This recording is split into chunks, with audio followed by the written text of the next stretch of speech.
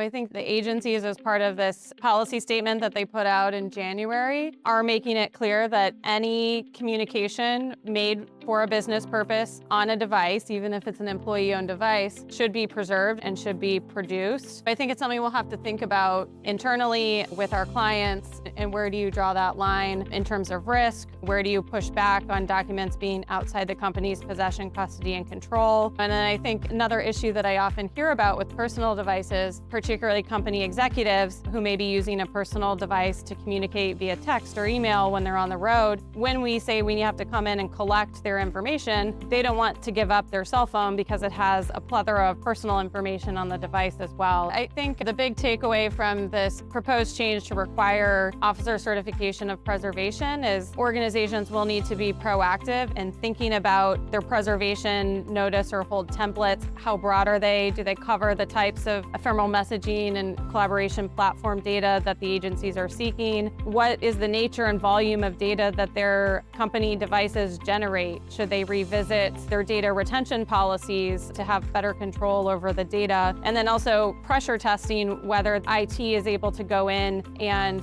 pretty immediately enable auto deletion on these ephemeral messaging and collaboration tools, and think about some of the challenges that come with that, and then develop proactive solutions so that they're ready when they have to make this certification as part of the HSR pre-merger notification filing. Melanie, an item you mentioned before was this requirement to produce, the submission of all agreements. I know that they exist often in disparate locations and that they can be voluminous. Tell us a little bit more about that consideration. Yeah, so the proposed rules are requiring agreements between any entity within the acquiring person and any entity within the acquired person in effect at the time of filing or within 1 year prior to filing. These are ordinary course business commercial agreements, not transaction related, so not something that's typically collected in the HSR process under the current rules. It would include purchasing orders, purchasing agreements, licensing, supply, non-solicitations, anything commercial. This is a heavy lift and might be a unique lift in certain industries where for the industry to function, the participants are both competitors and business partners. And so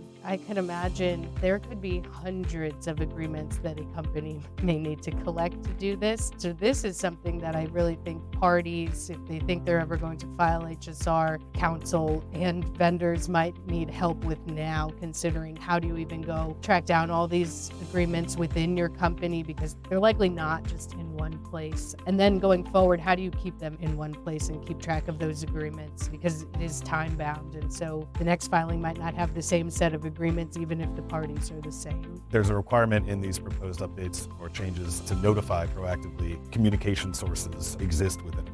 Tell us a little bit about that. Yeah, so the proposed rules would require the parties to identify communications and messaging systems used on any device used by any party. This is not in the current rules, and once the proposed rules were issued, a public comment period was open, and I saw a number of comments out there that said the purpose of HSR is to allow the agencies to assess ahead of time a transaction and whether it may have anti-competitive effects, and that this is not one of those requirements that meet that purpose, right? This is something we see in the second request, though. And Kevin, it reminds me of the department's questionnaire on electronically stored information, which is something that typically a small subset of parties that only receive the second request are getting. But this definitely front loads identification of all messaging tools. One other comment that I noticed in the comments was that the proposed rules, the FTC said in their notice of proposed rulemaking that they thought that this was readily available to the parties, but in my view, that's not readily available. And in the second request process, you go out and interview all the custodians to find out what tools they're using in case they're not one of the tools that the company's listing.